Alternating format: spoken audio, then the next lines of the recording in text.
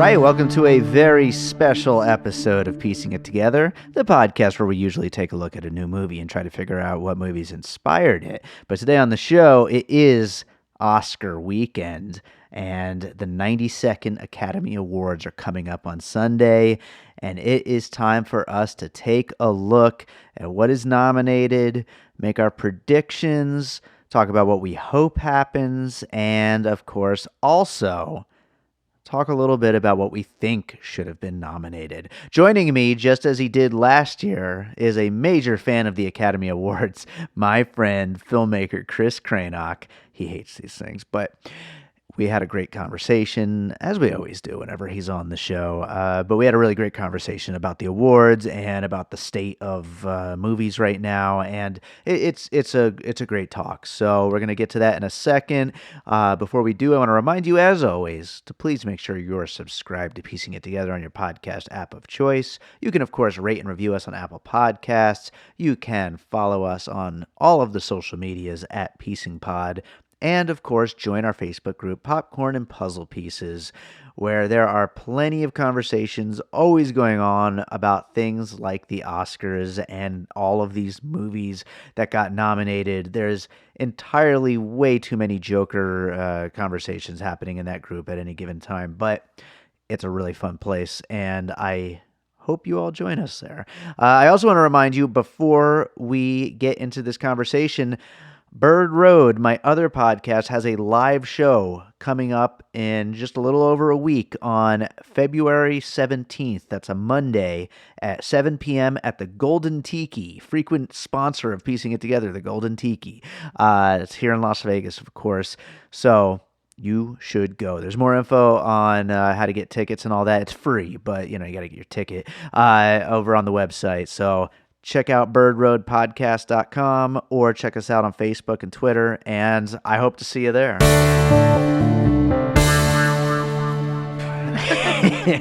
Save it for the yeah, episode, this is gold. Let's do this. So with us today, we've got our buddy Kris Krainock to talk about one of his favorite topics, the Academy Awards. How's it going, Chris? It's going well. I'm getting the stink eye right now. No, for all the it's I like talking about it. It's like I imagine it's like what a drug addiction is like. In your moments of clarity, you're like that. I don't want anything to do with it. And sure. Then I find myself watching it, listening to the nominees, caring about it. Yeah, because it feels good. Yeah, right. It's like cotton candy for blood. Yeah. So this year, the 92nd Academy Awards. Well, first of all, thank you for joining me again. You were, of course, the guest on last year's Oscars predictions. This is going to be a new thing, whether you like it or not. You like doing this to me. Yes, I do. You know that I have conflicted feelings about the Academy Awards, so you always make sure I'm the host. No, I want to see you squirm. Yeah, okay. Yeah. Well, I appreciate you having me back. It's good to be back. Thank you. Absolutely. So like last year, this will be a fairly long conversation, so, I do want to kind of dive right in, but I do want to, for people who weren't with us last year, remind them that we're not going to hit every category just for the sake of time. We narrowed this down to most of the big ones, a few of the below the line ones, and overall we're going to go through everything, make our prediction, what we think should win out of the nominees, and then throw in an extra one that we personally think should have been nominated. Before we jump into our first category, which will be original score, do you have any thoughts just kind of overall about this year's Oscars, like where it's at or anything? Well, per usual, I feel like the Oscars is a little off the pulse. I mean, there's a lot of disappointments this year. I think a lot of people were really shocked by what wasn't nominated. Sure. I was personally shocked by what was nominated 11 times.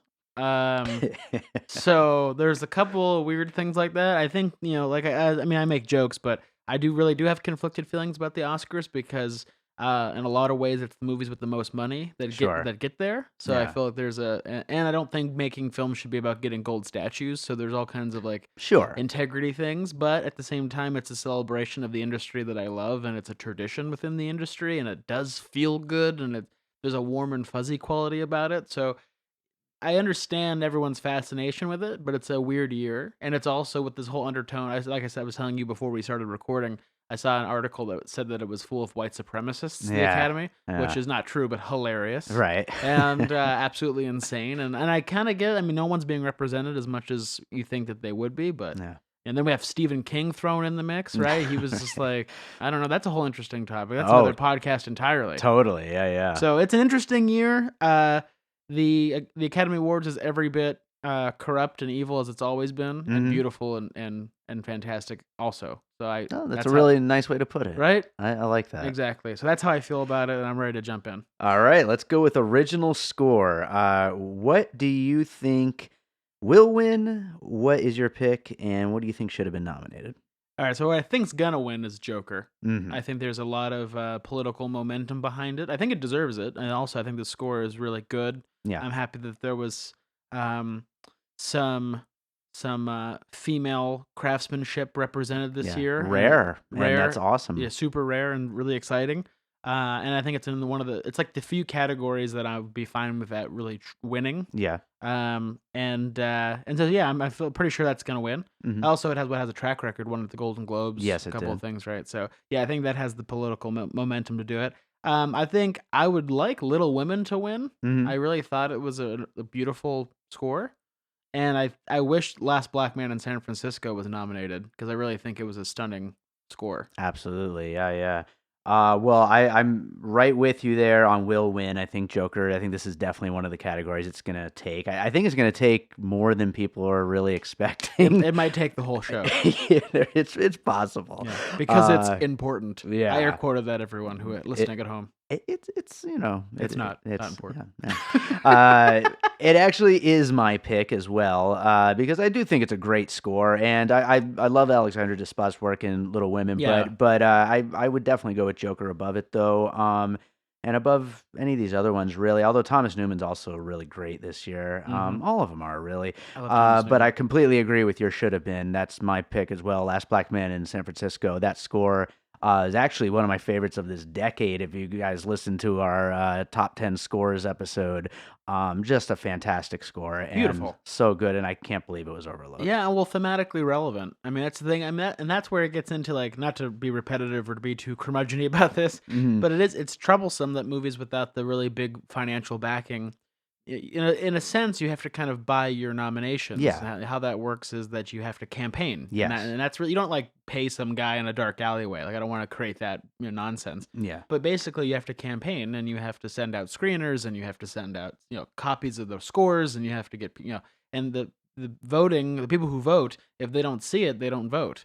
Yeah. And it's not really fresh in their memory. It's not gonna go. So that's kind of how people buy their awards. So I feel like Last Black Man is something I'm going to mention quite a bit, I think, in this. I'm sure. But it's also one of those films you walk out of the theater and you just know it's not going to get the recognition that it should. Exactly. So I'm not like surprised. I'm not surprised it was overlooked. It wasn't even overlooked. It just wasn't even a contender. But it's just, if it was merit alone, then it's insane. Because it is what a thematically appropriate score. It's perfect. Evocative of the deeper story. It takes you back narrative. Every time you listen to that. It just right back into those characters and that story. I listened to it on repeat since seeing the film. Yeah. I really personally loved it quite a bit. And I agree with you that the Joker score is excellent also. Yeah.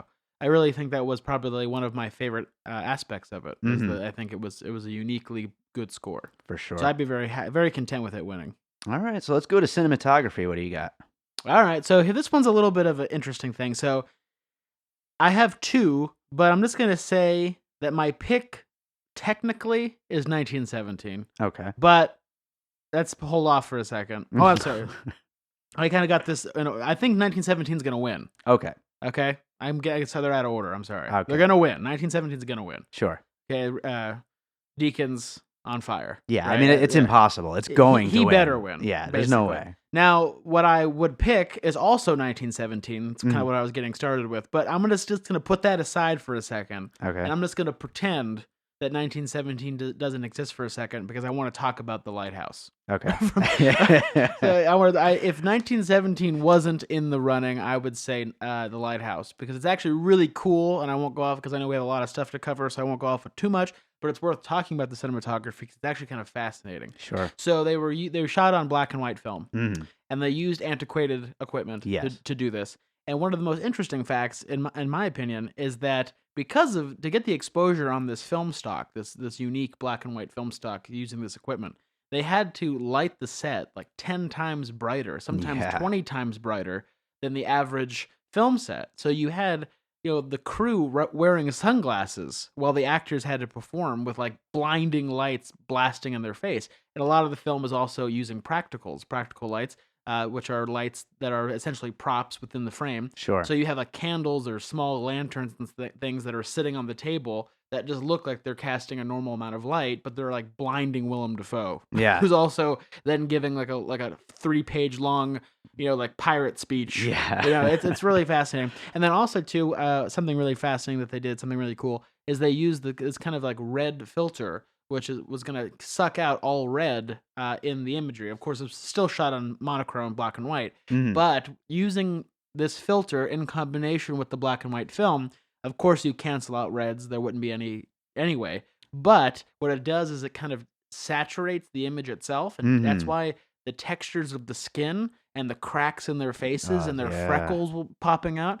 Have you ever taken a photo and you just discover you have freckles? Like, right. You're like, whoa, that's weird. I never saw that before. This was basically a purposeful design to make the faces even more weather beaten. Right, the weathering of it all. In the hair, and to bring out kind of like these bizarre their pupils have a different hue to them, which of course then reflects differently in the monochrome. So yeah, one of the reasons why the film is so tactile and so textural is because they used this special filter, and that drained the red that you would have seen in color out and brought out all those pores. So it's really, really fascinating. So it's a great film from a cinematography standpoint. It would easily be my pick. I think it's amazing a little movie like that was nominated. They must have put some real marketing dollars behind it to get that nomination. It deserves it. But 1917 is going to definitely win, and also should. So absolutely. There you go. Oh, and I would say A Hidden Life would be my wish. Okay. Which I still haven't gotten to see. I wanted to see that. God. Yeah. So I know I was rambling. Sorry, everybody. The super quick Hidden Life. I'm really into Malick's style of just like shoot everything and figure out a movie later. Right. And that's not how I would ever work, but I think he's a really unique film director with a very unique vision. It obviously works for him. He makes when he's not doing self-parody that are like hardly watchable, he's also making masterpieces. So go figure. And yeah, Hidden Life is one of the most jaw-droppingly beautiful films that's communicated predominantly visually. Yeah. So I would wish that was nominated, if not winning. Awesome. 1917 should win. Yeah. Go ahead. So, yeah. Well, will win, of course, 1917 I have as well. My pick, The Lighthouse. And everything you were saying there, I mean, that was actually pretty fascinating. That would make a nice The Lighthouse style monologue for you to just be there spouting that out right there. That was some wonderful research. I try not to ramble too long. I enjoyed it. Like, is David even on this podcast? Yeah, I enjoyed it. No, thank you. I hope everyone else enjoys it. But yeah, I mean, I read endlessly about most films that I see to learn how they were made and crafted, and especially in The Lighthouse. You can tell while watching it that there was like really fascinating work being done. Yeah. You know what I mean? And so yeah, I kind of went crazy off the deep end and read everything I could about it. And it's really, and how they made it was incredible, which is so funny because the movie itself is such a farce. It's such a lark. Right. Like, it's not a particularly great film. Right. I mean, it's great in its own way. It's great in its own way, absolutely. Yeah, it really is. It was a fun, wonderful, bizarre movie. And, I'm happy it exists. And it was, for what it is, it's superb. But then to think about how much effort and money went into this movie that was like ultimately silly is kind of amazing. I love that. Like Willem Dafoe was like in like northern Canada freezing, eating dirt just for a silly little movie with like them like banging dolphins and stuff, or not dolphins, but mermaids. Yeah, I love it. So great. So there you go. All right. Well, and my one that I wish had been nominated is Midsummer. Which I think has just a really cool, fantastic, memorable look to it. Some really cool shots throughout, and it's just kind of almost iconic, like for 2019. It's like it's something that I think that we're going to be looking back at a lot as we move forward. It's got just a real like a style to it, that the way that it's shot, that's just really kind of stands alone amongst a lot of stuff, and especially for being a horror movie, to be such a bright horror movie like that, Yeah, it was definitely unique. I think visually it was where that film was most successful for me. I think and I think I might have mentioned this before on a previous podcast, but basically, it's horror movies are really hard to end. You know what I mean? And that film, I think, kind of lost its way for me personally. But there's so much to admire about the movie as well. It wasn't a bad film. Sure. It just didn't really move me, or it didn't end up being one of my favorites of the year. But visually, it was a spectacular experience. Absolutely. And the boldness of doing a film in daylight like that is not necessarily brand new, but definitely unique. And for setting itself apart from the other films in its genre. Absolutely. For sure. All right, let's get into the 2 screenplay awards. Let's start with original. What do you got for original screenplay? So this is another kind of thing. I mean, so the one that's gonna win, I think I picked 2 because I couldn't decide. It's either gonna be Once Upon a Time in Hollywood or it's gonna be Marriage Story. I think Marriage Story might actually upset Once Upon a Time in Hollywood, just because it's like he's won it a bunch, and I think there's enough momentum for Marriage Story to squeak by. Right. It kind of will be like an upset, I think. So it's either one of those 2 that's going to actually win. I don't think either of them necessarily should win. And I think the one that will win out of the nominees might actually be Parasite. That's the one I want to win out of. That's the one you want to win? That's the one I want to win. And also, I'm very conflicted because Parasite was another good film, but also wasn't something to me that was as good as everyone thinks it or said it was. Right. Why I chose it as the one I'd like to win is I think it would be kind of revolutionary for a film like that to win in a major category. Sure. But also because in terms of the film itself, despite not quite getting there for me 100% of the way, the turns were pretty impressive. I was surprised by a lot. Yeah. And I think structurally it was really well crafted. Yeah. So I think from a screenplay standpoint, if you're going to really judge it as a finished film and how like the resonance of the film, I think maybe it suffers a bit. But in terms of the written page, it was well crafted and well executed and very astutely written. Sure. So yeah, I'd say that. And then the movie I wish was nominated, Last Black Man. That to me was a passion project. There was a real spark of originality. It was beautiful. It was funny. It was ambitious. It was all over the place. You know what I mean? And if it didn't have the makings of Best Picture material, I think it definitely had a very intelligent and well-crafted screenplay, especially for such young, kind of like starting out filmmakers. I love that pick. Yeah, absolutely. I could see that, in a perfect world squeaking in there because it's a beautiful screenplay. So I think what will win is Once Upon a Time in Hollywood. But I completely agree, though. Marriage Story is right behind it. It's like it could just squeak in. Yeah, it's very possible. My pick is Once Upon a Time in Hollywood. I mean, I love Tarantino, and it's just such a there's so much fun to be had in that story and that everything happening in that. It's his best movie in years. I love for it. me. I love it so much. Yeah. I do agree though what you said about Parasite. I think that it would be an interesting win if that happened. It would be a really cool area because it's gonna get something, on Oscar night. It has to. But best foreign language film. Yeah, I mean, at the very bare minimum. But then the one that I would have liked to have seen is Honey Boy, Shia LaBeouf's screenplay about his own life, which was apparently done as a form of therapy, right? Starting the script off. And I mean, it's a really wild, interesting story. And I don't love the ending as much as everything that comes before it, but it's still very audacious and cool and original. Yeah, it was. I actually put it down before I changed it to Last Black Man because I tried to represent a lot of the movies that appealed to me this year that I thought were underloved. Sure. So I just had to eventually go with Last Black Man because I thought it was the better film ultimately. But yeah, no, I really was surprised by Honey Boy. It felt like I was going into kind of like wink, wink, nudge, nudge. It was going to be it's Shia LaBeouf playing his dad. And right. I was completely absorbed by that film.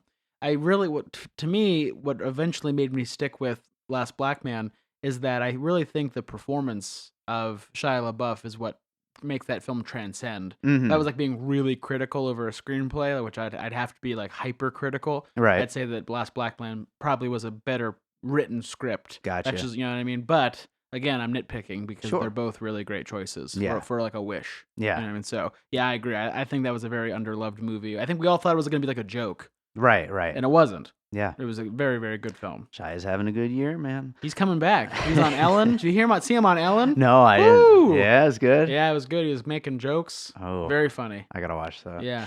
All right, let's go to Adapted. What do you got? All right, so the movie that's gonna win is Joker. Okay. Yeah, they're gonna give it to him. I think. For me, it's a toss up. What I'd like to win is Little Women Mm-hmm. and The Two Popes. Mm-hmm. I'm kind of torn between those two.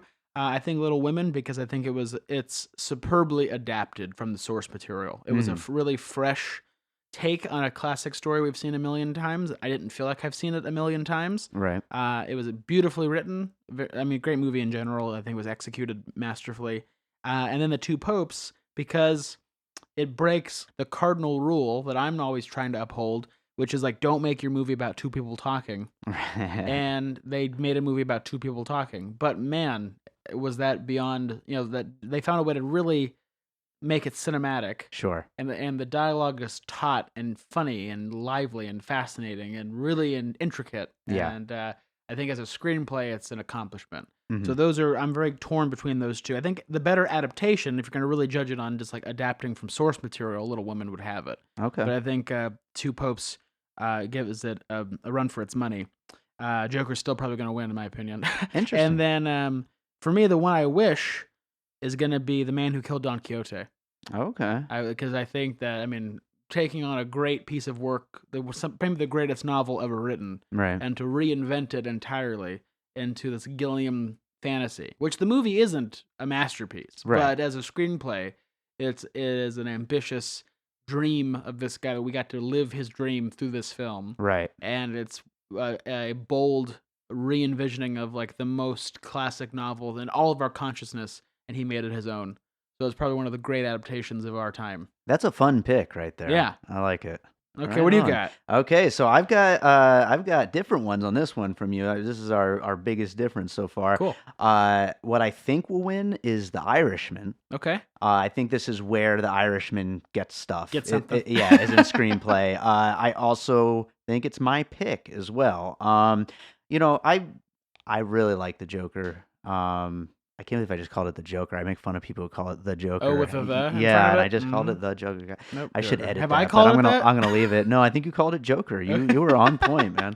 But no, and I totally agree about Little Women. I mean, it is really like a unique way of telling the story, and so that's really an interesting thing for adapted specifically. Mm-hmm. But yeah, no, I think this is for The Irishman, and I love The Irishman, so I'm totally going with it as well.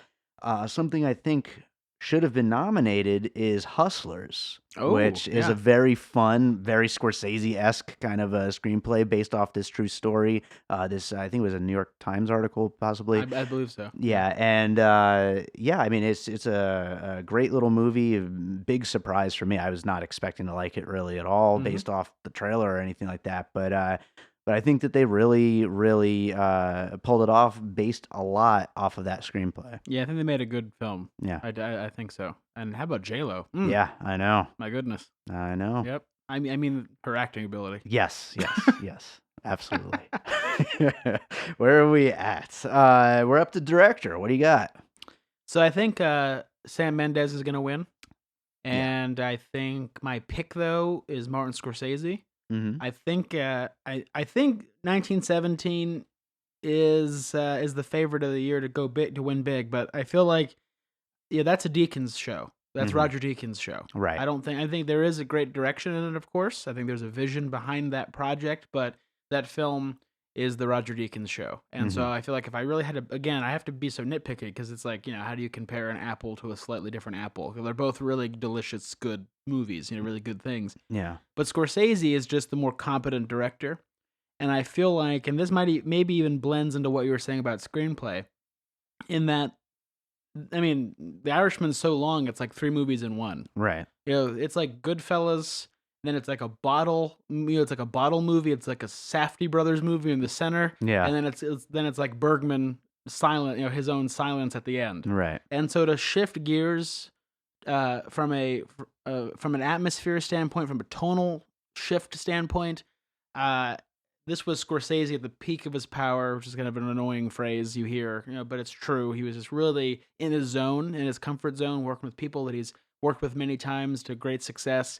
And I can feel his confidence moving through this film of 3.5 hours. Right. I think his mastery of the actual craft is very evident in The Irishman. Sure. I've grown to like the film more as time has passed and I've reflected on it. Maybe because I forgot some of its flaws, or I just who knows. Right. But I've actually I always liked it, but I've kind of really grown to like it even more so. And I think if we're going off directing, I think the skill is most evident in Scorsese's showing. That makes a lot of sense. I think Mendes will take it. And then my wish is the always underrated, always brilliant Mike Leigh for Peterloo. Okay. This was a year of passion projects. We had Man Who Killed Don Quixote from Gilliam. We had Irishman from Scorsese. These are both movies that 10+ years were trying to get made. And Mike Leigh finally was able to make his magnum opus, Peterloo, which he'd always wanted to make. So this was like an amazing year of these directors getting to live their dream, and we get to enjoy it. Right. The end results are debatable, but I felt passion for each of those men making these films, and Mike Leigh is always a personal favorite. Peterloo was not a huge crowd favorite, an audience pleaser. Yeah. It was a challenging political movie, but it was very restrained, masterfully crafted, executed just with such precision. And I would wish he would at least get the nomination so that maybe people would see it more. It's on Amazon. You can just watch it right now. Okay. And so if you don't mind paying attention, then watch Peterloo, and it's a profound, beautiful movie, and Mike Leigh should definitely get more credit. All right. Well, I agree. 1917 is going to win, and honestly, I think as much as I really like 1917, I think the more awards it wins, the more boring this show is going to be. It's just not that. I was listening to the Big Picture podcast, and they were kind of joking about how Ford v Ferrari is the kind of movie that could have been, an Oscar movie, 10, 15 years ago or whatever. Yeah, right, but we're trying to move away from that, and yet we moved to 1917, which is totally another just old crusty white guy, classic Oscar movie, So it's such a boring pick, but I think it's going to win. Well, I really love 1917. I loved it. I think it's one of the lot. best films of the year. I'd be very happy if it won Best Picture. I'm going to go see it like in 45 minutes again. So I'm into it. I'd just be so much more excited for any of these other four, even Todd Phillips. Well, the thing is, as a young filmmaker, youngish anyway, I should say. Of course, I'd want a more intense indie movie to rise to the top. You know what I mean? And just as it establish, mix it up a little bit, break up the establishment type thing. Yeah. But I mean, the film of 1917 is a great film. Yeah. And a couple of years ago, Birdman to me was a surprise. A couple of years or after that, another year after that, Spotlight was a surprise because it was so heavily political. So there were a couple weird little movies. For me, because this is a flawed system, the Oscars, although I've been very pleased with the film that should win Best Picture usually does. I know we're not there yet, we're in directors, but I think that none of the films nominated are bad. Sure. You know what I mean? And so 1917 is unquestionably a great film and a major cinematic achievement. And I really love the film. But the thing I want to mention really quickly about Sam Mendes is I'm also kind of happy that he's shaken this little thing off that he's had the last couple of years of basically being the poor man's Chris Nolan. Right, yeah. I mean, I was like, what are you doing, Sam? He basically made The Dark Knight again with the James Bond Skyfall. Right. James Bond Skyfall is The Dark Knight, like beat for beat. Right. It's hilarious. And then I saw this, and I saw a trailer for this, and I was like, oh no, it's his Dunkirk. Yeah. I was like, what's he doing? It's going to be a war movie. It's based on a visual stunt. I was like, get out! Come on, man! What are you doing? You're not Chris Nolan.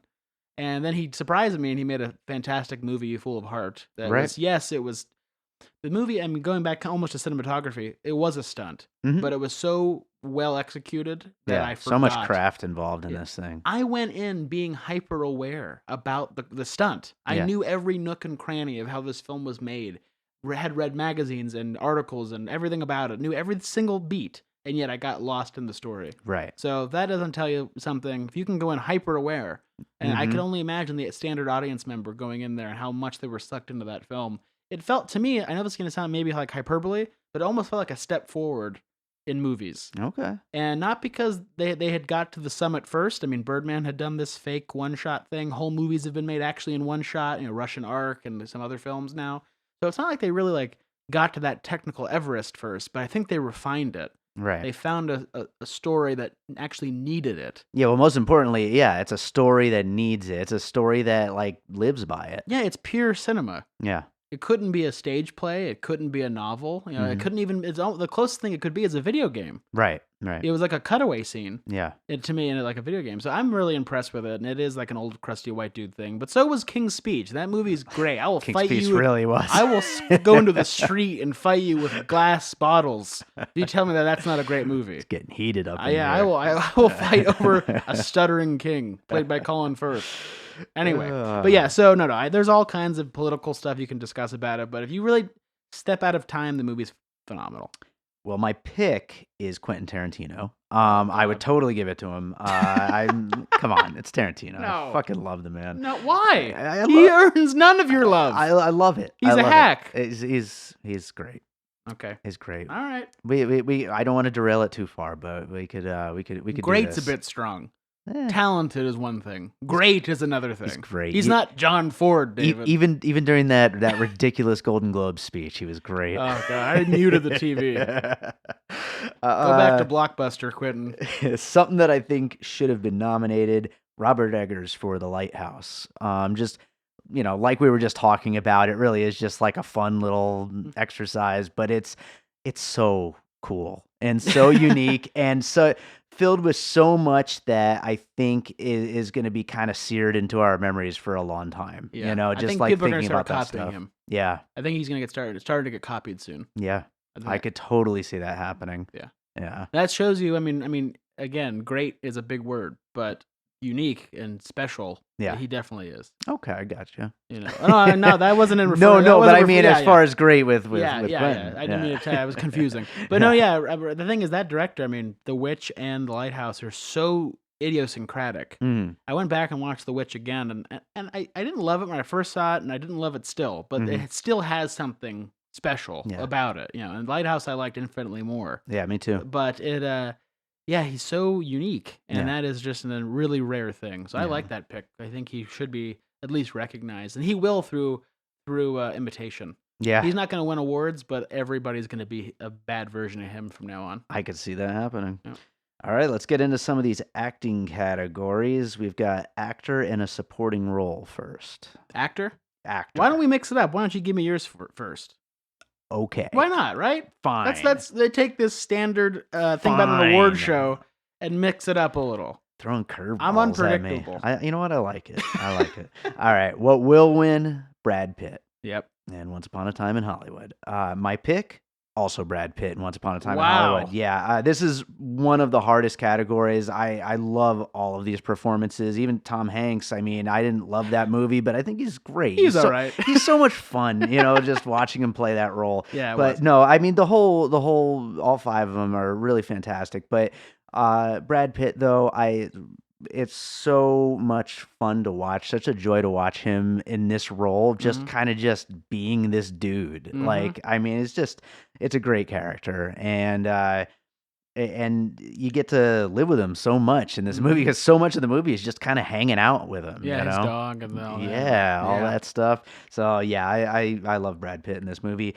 I had a hard time doing a should have been nominated. So first of all, do you consider Willem Dafoe supporting or lead in The Lighthouse? I think he'd be supporting. So that I was thinking of him for supporting, but I also was thinking Jonathan Majors for Last Black Man in San Francisco. I know. Yeah. I didn't pick him, but he was like close. So good. Yeah, so good. So good. So I guess I'm just going to go with both of them and make it a tie. Screw it. But why not? yeah, but two fantastic performances. Willem Dafoe, always so damn good. I joked on Twitter, Tired is being mad that Willem Dafoe didn't get the nomination this year. Wired is still being mad that he didn't get it for a Florida Project, or that he didn't win for a Florida Project. Exactly. But every time, he's so goddamn good. I love him so much. Well, he turned like an 8-year-old's pirate imitation into a really good performance. Yeah, I mean that's a hard role. It's crazy to make credible. Yeah, I mean in a movie that it buys you a lot of freedom with its inherent ridiculousness. Yeah, but I bought every moment of Dafoe in that. He's just a real freaking character. Yeah, and I don't know how you can do that. Yeah. Given the language and the voice. Yeah, it's wild. It's absolutely amazing. Wild. And then Jonathan Majors just heartbreakingly perfect. Yeah, the soul of the movie. Yeah. For me, because the main character is good, but he's kind of a blank slate. He's the first time actor, and he didn't like blow me away. Although he was adequate. He did what he needed to do. But man, those supporting roles crucial. Yeah. Even Danny Glover, who almost does like a glorified cameo, really brings it home. That's a great film. I love Last Black Man. Favorite film of the year. I'm with you on that. All right, what do you got? So I think Brad Pitt's gonna win. Kind of much to my befuddlement, though. Okay. I don't agree with you that he's great, or he's. I know that word has now taken on new significance. What I mean is like he's fine. Like he's Brad Pitt. When has he not just done that? He's like the John Cusack of another level, like one step above. I think a lot of it is probably in the screenplay. I mean, it's it's a character that I really enjoy, and he's playing it. I like him as a person, and therefore I like most of his performances. But I've never actually felt that he was particularly that great of an actor. Gotcha. I mean, I know it's probably sacrilege, but he's fine. He's good. It doesn't blow me away. Okay. But even in Ad Astra, I was like, all right, there's Pitt. Yeah. Just speaking more slowly than usual. Yeah. So I think Pitt's going to win. He seems sad. Yeah, I think that we got the one tear coming down. James Gray trying to go into that artsy stuff. For me, who should win? My pick is Joe Pesci.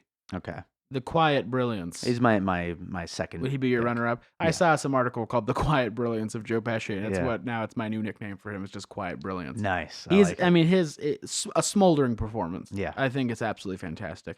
I was gonna say Last Black Man as well, but I'm actually gonna say Christian Bale in Ford v Ferrari. Yeah. I think, those eyes, we mentioned it in a previous podcast, those dead eyes of his. Yeah. I don't know how he does it. He transforms before me. He really does. He makes, that film rises so far above its average screenplay. Yeah. Like, that movie is such a, assembly line bullshit movie, and oh my God, is it fantastic. Just the energy and the racing and the performances elevate it to a whole new level. Those two are just so damn good. So good. Yeah. Absolutely fantastic. But I would say I have tie in a dream world. Matthew Broderick to dust. Oh, yes. Okay. Yes. All right. I love it. Matt Broderick, amazing performance. So damn good. So hilarious. And him in a bathrobe, getting high, wrestling a pig or whatever. Good moment to mention that Sean Snyder's script is up the night before for a Independent Spirit Award. Oh, really? Just out of left field nomination. You'd think that's a movie that went too far under the radar, but yeah, that's awesome. That was like the first gem of the year. Remember how excited we were? Oh yeah. And then then you had him on. Yeah. Excellent director. Excellent. I'm really excited for what he makes next. And that's a great movie, and Matt was amazing in it. Hell yeah. Should I do supporting actress? No, first? I want to go again. Oh, okay. Well, we can't. I've lost control of the show. Listen, I knew we were doing Oscars, so we have to mix it up somehow. Okay. This is like getting your teeth like a cavity filled listening to this show about the Oscars. You should be ashamed of yourself. Yes, I know. No. I know. All right, what do you got? So wait, what is it? Actress now? Yes, supporting actress. I don't even. Supporting actress. Yes. Okay. So I think this one I actually don't even know. I'm gonna plead ignorance on this. I think Kathy Bates is gonna win. I don't know though, to be perfectly honest. Maybe. I think she was great. I think she's the most compulsively watchable part of that movie. Which was what's the name? The Clint Eastwood film. Richard Jewell. Richard Jewell, thank you. Which wasn't a bad film. It was definitely better than him talking to an empty chair. I thought. A step in the right direction. But Kathy Bates was outstanding. She's always great. I maybe think that Margot Robbie, although there wasn't a lot of fanfare around her performance, I think she just kind of snuck in under the radar to get this nomination. Because unless I didn't read enough Twitter or anything like that, I didn't really hear much about her. I think maybe this might be the opportunity to give her this award. Okay. Because I think she's been like going hard as a leading lady recently, and has been up for it a couple times. So they might give it to her that way. And so I'm gonna pick Kathy Bates. I think for both. I'm gonna maybe say Margot Robbie might get it, and then I want to say a French actress in my wish list from The Portrait of a Woman on Fire, Adele Hanel. And that was a great film, and she was great in it. And the kind of the sadness that she was able to project as this queen or as this political figure is just fantastic. At the time of recording, January 29th, still hasn't opened in Las Vegas. Yeah, I know. I had to get a screener. Unbelievable. I'm looking forward to seeing that. It's very, very good. So I will say, you said that you haven't read much about, this particular race. Laura Dern is cleaning up. Get out of here. Every Dern, really? Yeah, for this role in Marriage Story. So I think that's what's gonna win. Which I mean, she was whatever. Yeah, she's great. Yeah. All the time. That is a great. I think she is great all the time, but it's kind of the same thing over and over, and I just don't think it's the thing to win. Oh yeah. Well, okay. So this, I thought it was particularly trite. Mm-hmm. I don't really think Marriage Story is that good. Right. It's okay, and there's really good moments in it, but it's overwrought. It's trite. Yeah. It's it's oversaturated in indiness. Right. And so yeah, and her performance I felt was actually kind of weird in it. Yeah. I didn't love it. She's great in Jurassic Park, and then she's also great holding a camcorder next to David Lynch, screaming and crying into it. I think she's a really diverse actress. Uh-huh. I think Laura Dern really is great. I make it sound so flippant, but in reality, I mean, the only thing watchable about Inland Empire is her. I mean, and thankfully it is a camera just her screaming into it for 3 hours.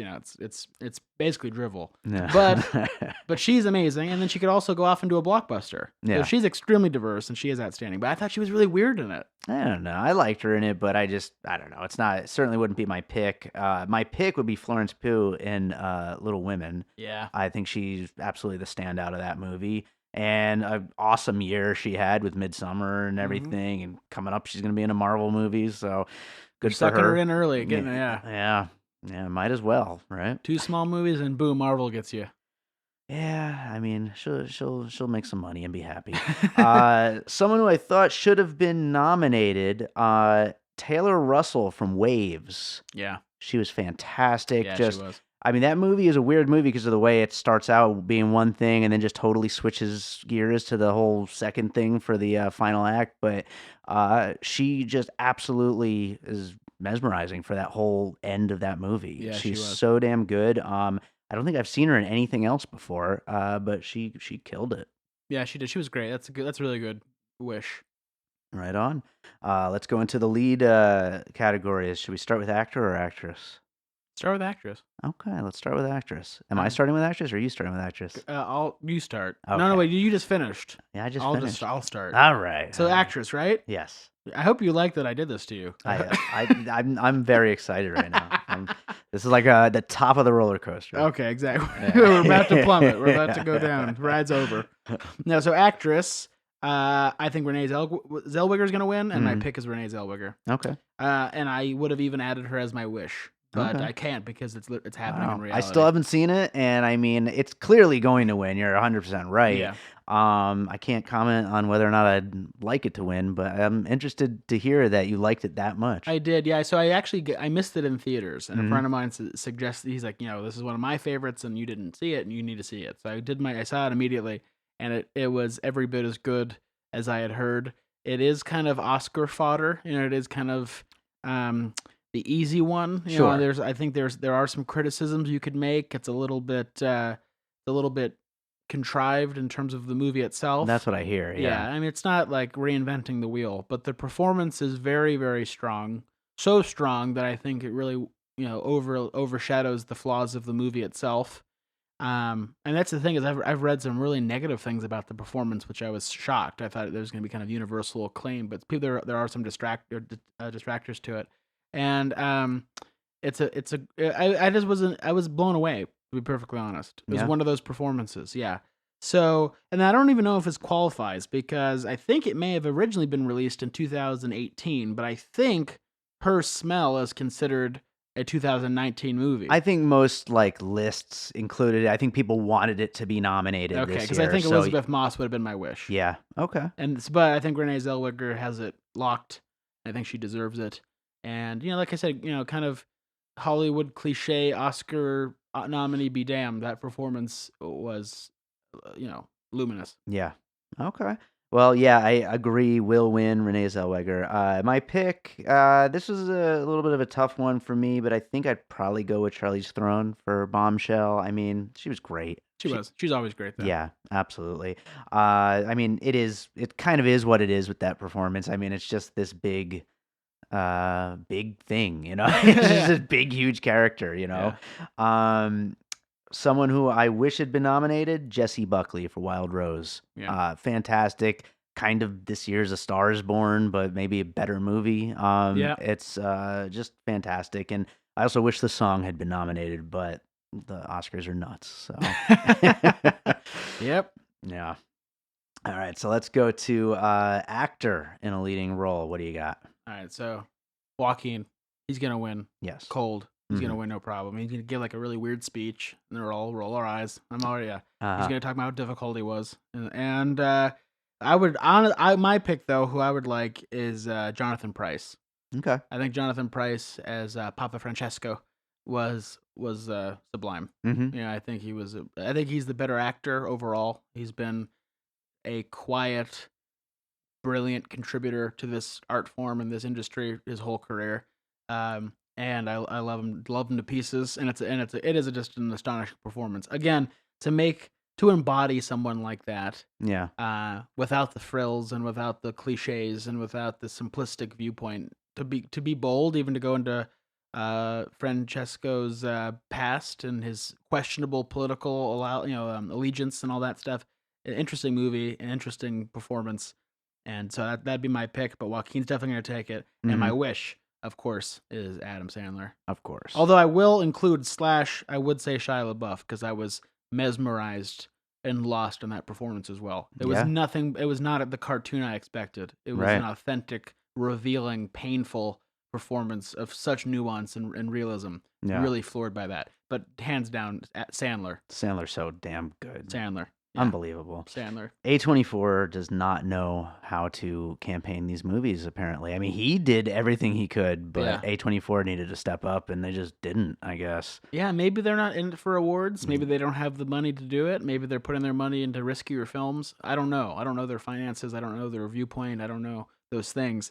But missed opportunity. Yeah. If they were looking to, quote-unquote, go pro, this was the vehicle. Right. For them to get those big awards. Yeah. And it's crying shame, because Sandler inhabited that entirely. Absolutely. So yeah, I agree Joaquin Phoenix is going to win. He's also my pick. I love Joker. Come on, man. Murray. In a society, Murray. I love it. Oh, Murray. I love it. I love it. It was pretty bad at the end. But I will say though that this is a really difficult field. I mean, Antonio Banderas, fantastic in Pain and Glory. Loved Leonardo DiCaprio. Adam Driver is the best part of Marriage Story. And you're absolutely right. Jonathan Pryce, fantastic in that role. Really difficult field, but I gotta go with Joaquin. And then of course Adam Sandler, I completely agree, is my should have been. So it'd be so glorious if Joaquin lost. Yeah. Well, okay. So you think Jonathan Pryce has a chance, or who would it be? Who do you think would It'd be win? Adam Driver, I think. That's what I think too. Yeah. Yeah. I picked Pryce because I wanted to mention him. Because I love him so much. But I think if it was really, Joaquin's got it, no question. Yeah. But if anyone were to actually beat him, I think it would be Adam Driver. Yeah. And Adam Driver, I love the guy and everything. I watched Patterson recently again, rewatched it, and what an amazing performance. Yeah. And then he can be in Star Wars and be totally credible. And then be in The Dead Don't Die. And just be ridiculous. Yeah, just everything he does, everything he touches. Then he was in The Report. He was in Man Who Killed Don Quixote. And he had a huge 2019. Yeah. And he's working with these great subversive directors, legends, and new. And then he's going commercial, making Star Wars. He's the villain of Star Wars. And then it's what an amazing guy. Yeah. Everything he touches is pretty good. Yeah. I'd watch him in anything. So I'd love if he were to win. I don't want to crap on Joker entirely. It was a great performance. It wasn't even a bad movie. It just wasn't the movie I think it could have been. But it wasn't that it was like trash or anything. It was fine. That's funny because I think it's way more than it should have been or could have been. Well, you know what? That's an interesting perspective, actually. You could say that it could have been 100 times worse, and it could have very easily been 100 times worse. Yeah. But it could have been 100% better, or there could have been something. I think the themes it touched on were so important to touch on Mhm. that I wanted it to go to a deeper, I more underst sophisticated place. I understand That's all. that. Really, I mean, I make jokes and I really trash on it, but in reality, it wasn't a bad film. It was just that I wanted it to go deeper, and it Mhm. missed a big opportunity for me. But the performance was very good, Yeah. and I don't know. The Joker is a character that I'm becoming tired of. Oh my god, I think most of us Yeah, I are. think we've reached our limit with the philosophical, corners of that character. Yeah, Uh, and I think it's time to move on. Of course, we will not. of We will course. not move on. And he seems to be like the cultural, nav point now since Ledger. Yeah. Which, I mean, I know this is going to be controversial, but I still think Ledger's number one. He's the superior Joker in every fashion. So, Yeah, probably. yeah. But But nah, Joaquin was fine. I mean, he wasn't even that amazing to me. He was good, but I think it's great. So, Best Picture.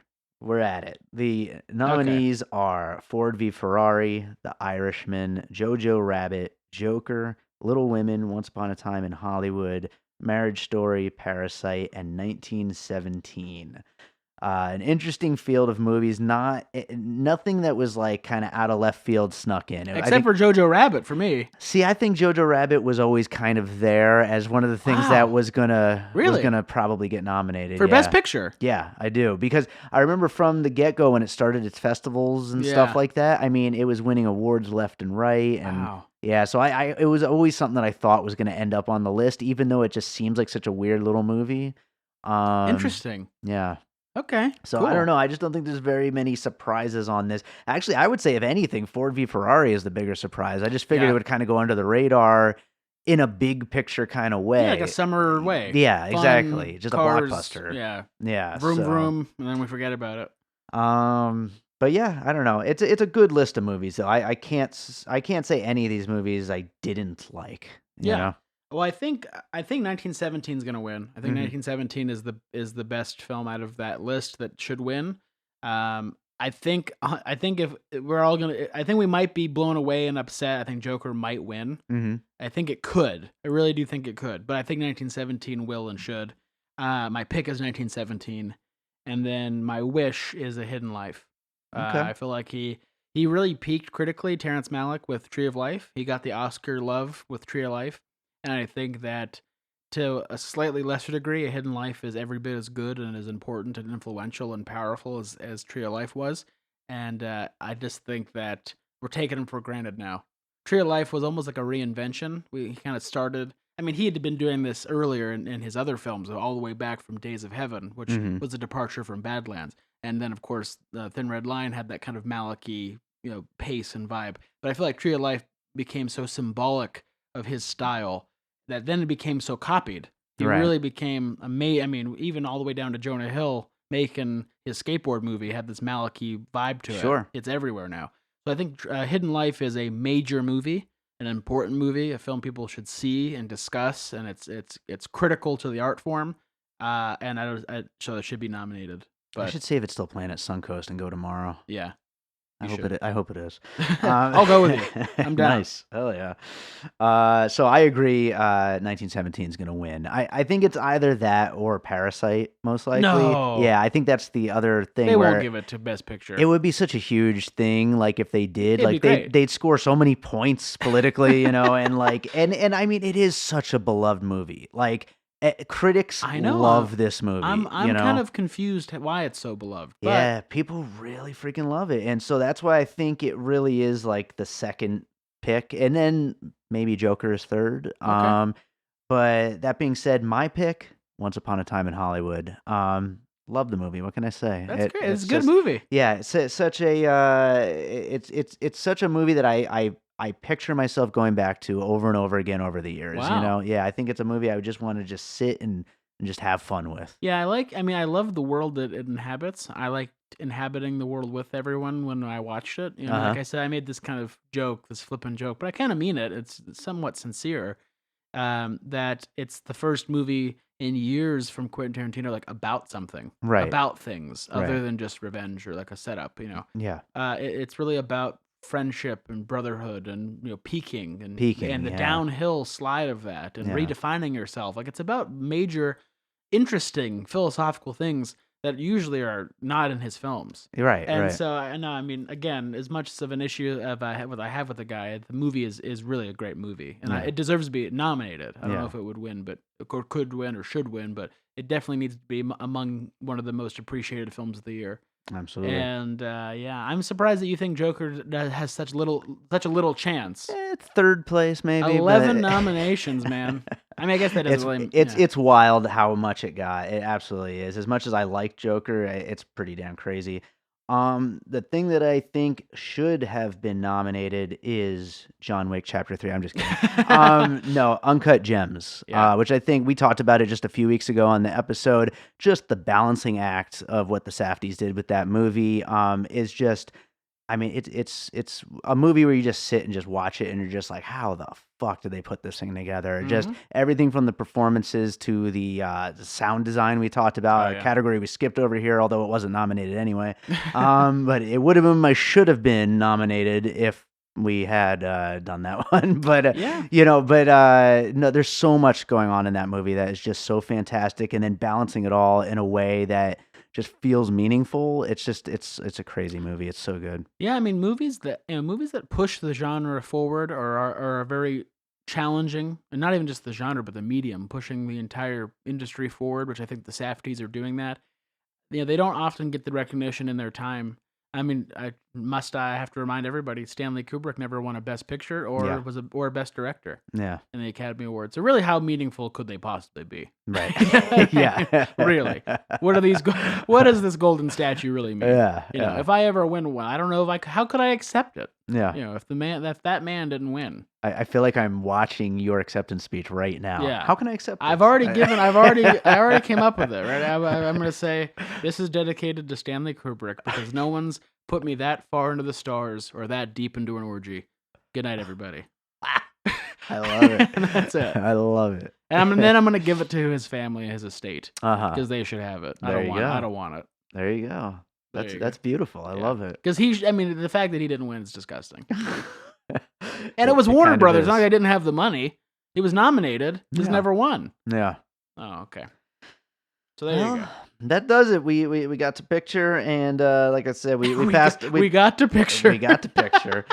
We passed over a few things along the way, but for time, we kind of got to. We don't want to sit here and talk about every category, but I think that does it. I mean, I think 2019 was a great year. There's a lot of really good things that were nominated, some great things that were passed over, unfortunately, but as always, I love watching the Oscars. I mean, it's been such a shit show the last couple of years, but it's my Super Bowl. What can I say? Right. Now, that's the thing is that's what always keeps me tethered to it. Despite all my grievances and my, griping and this and that, it's such a part of the industry. It's such a part of this.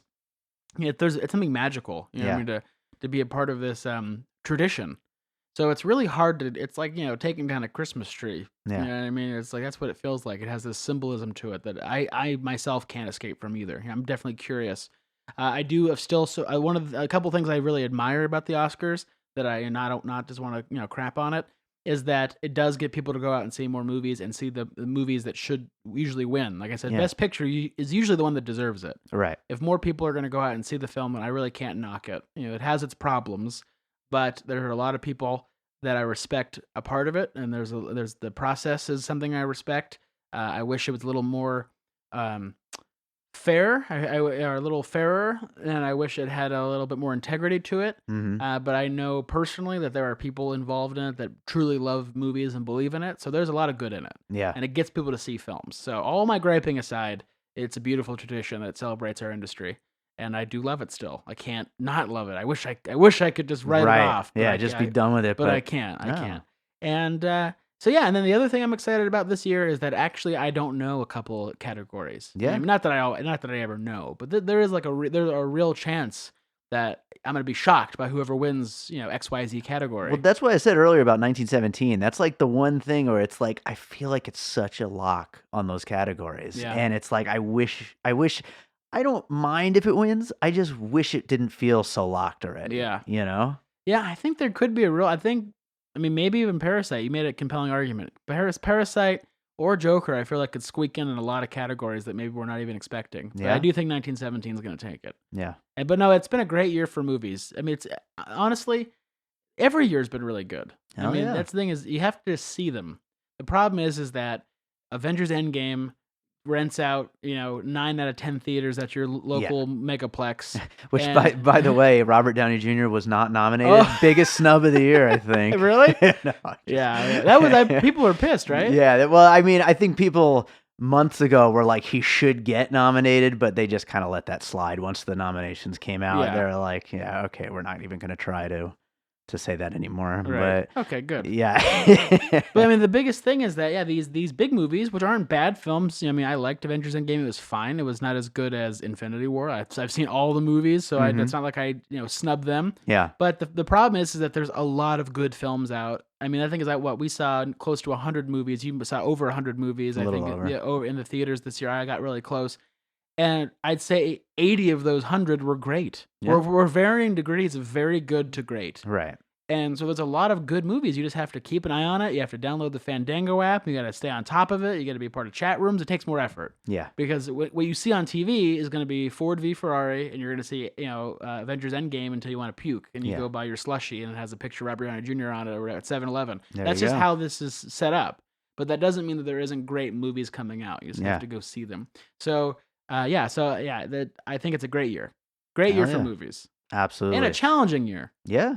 A subversive year. There's some like my top 20 list is full of so many just random seeming things just because they're coming from so many different directions. Yeah, you know? I watched a Hasidic Jew bury a pig.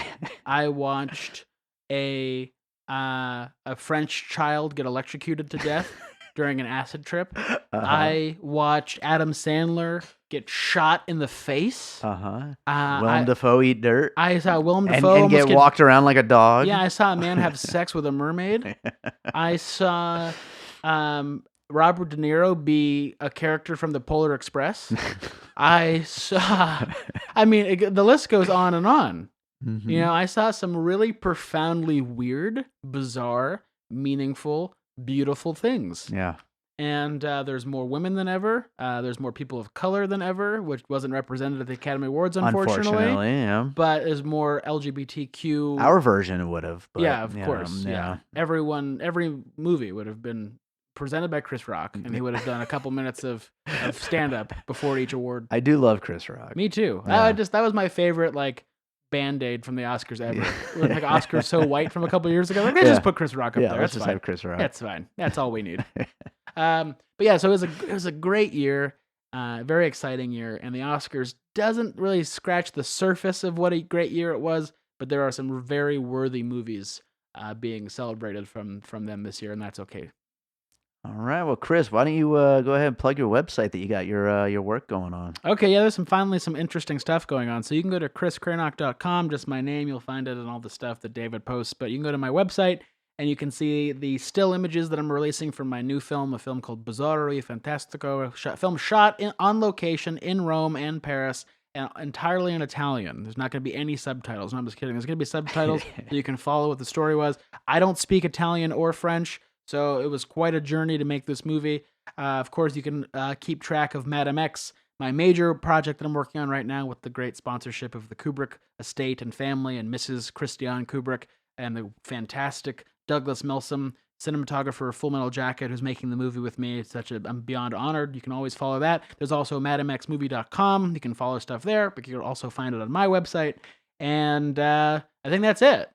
Sounds good to me, I'm man. making movies, a big one, a small one. So keep your eye I can't out. wait to see it. The stills look fantastic. Thank you. Yeah, I'm really proud of the Italian film. It was really challenging, but it was a beautiful experience with some amazing actors, and somehow we got it accomplished. So yeah, we're editing the film now. All right. So there's also a Facebook page. That's kind of the main hub for Bizzarro. You can find that, and I'm posting pics, some still images from the film. All right. Well, you'll tell us more about it next time you're here on the show, man. I certainly will.